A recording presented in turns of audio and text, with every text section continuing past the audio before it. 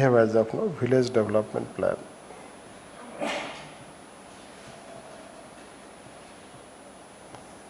Block development plan.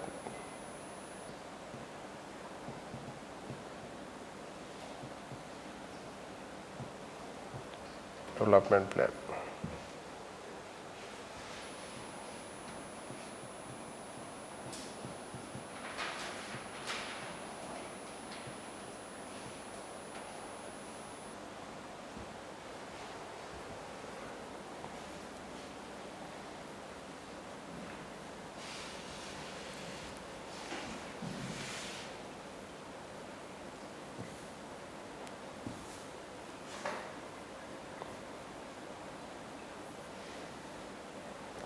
Five-year plan.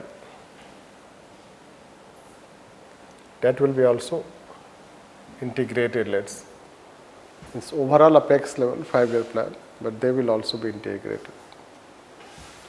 Now, here we have district planning committee.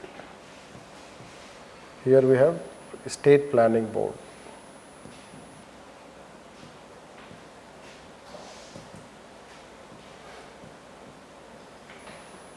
This, here we have Metropolitan Planning Committee.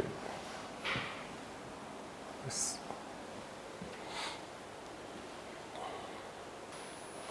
Now, generally how the process starts. Suppose NDC has brought approach paper. Approach paper is nothing but a broad outline for 5-year plan. This approach paper will be circulated to concerned ministry departments at union level, and if it is related to states also, that also it will be circulated. Basically, plan is nothing but estimations of different sectors. What we are going to achieve in construction sector, manufacturing sector, industry sector, service sector, and in social sector. Then plan is more about also socio-economic development, so formulation of schemes and programs and allocations to them, how much we need to spend in education, health, etc. sector. Since those schemes are largely implemented at state level, so you cannot separate, let's say you cannot plan only at this level. That's why planning cannot be segregated. It was at union level, not state level. It is integrated. This, let's say. They were also consulted, that's why you have set up different institutional mechanisms or different institutions. At village level it is Gram Panchayat. As of now the plan at village level we have is known as Village Panchayat, right? Village Development Plan. It is known as Village Development Plan. Similarly, block level you have block level officers and officer and planning for block level, block development plan, district development plan. These things will teach you in rural development chapter. In rural development you will understand about this. That will be taught in urban development, and then will teach you decentralized planning. The decentralized planning we do not teach here, we teach when we teach 73rd and 74th amendment. By that time you will have full complete understanding, because you will know the status of these institutions. So how planning was done basically, so it was starting like this. They will submit village development plan at block level, they will submit at district level, and draft development plan will be prepared at district level. And then it will be submitted to state. And same thing it will done that city will submit to state will prepare its own state draft plan, which will be going to planning commission for its approval, and that will be done by state planning board.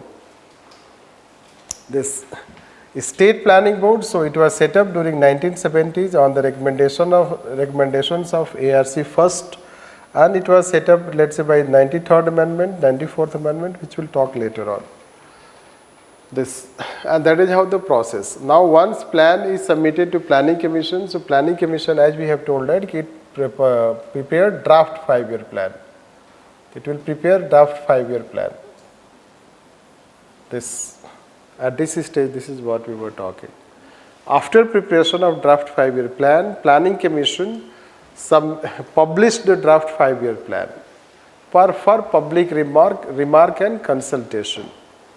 So it was published for public remark and consultation, and after that remark and consultation means views. Then it reviewed draft 5-year plan if there was any change needed, and then finally let's say that this 5-year plan was submitted to cabinet. Then it was submitted to cabinet, and after cabinet approval it will be submitted to NDC. After NDC approval it was submitted to parliament, and when parliament approved that, it became 5-year plan. So because of such process it became democratic. It was centralized but democratic. It was directive but democratic, because parliament was also involved in this, cabinet was also involved in this, and consultation process. Why it was considered as a centralized planning, top down planning, even if it is bottom up? So planning commission played main role in planning. Planning commission played main role, and planning commission there was no representation of state. Planning commission was a unitary body, and planning commission exercised directive plan, strict control. The planning commission exercised strict control on them. Even if the planning started from bottom, but they did not have any say. Rather, whatever planning commission gives directives, they have to do that. Like state plan was approved by planning commission, and already we have told. Have you told? We have not told, I guess, for you. No. Yes, in federal polity we have told this. Right. In federal polity, tied grant and let's say their concept. How planning commission exercise control, plan transfer, non-plan transfer, that concept. So that way you should know that. The plan transfer, non-plan transfer means plan outlay is given, so it was approved by planning commission, and state cannot bring change, and if any changes they need approval of planning commission. And approach of planning commission was uniform development, but states had interstate variations. Since it has uniform development approach and states did not have direct representation in planning commission, it exercised strict control on planning. That's why planning, even if it was democratic, but it came to be known as centralized planning.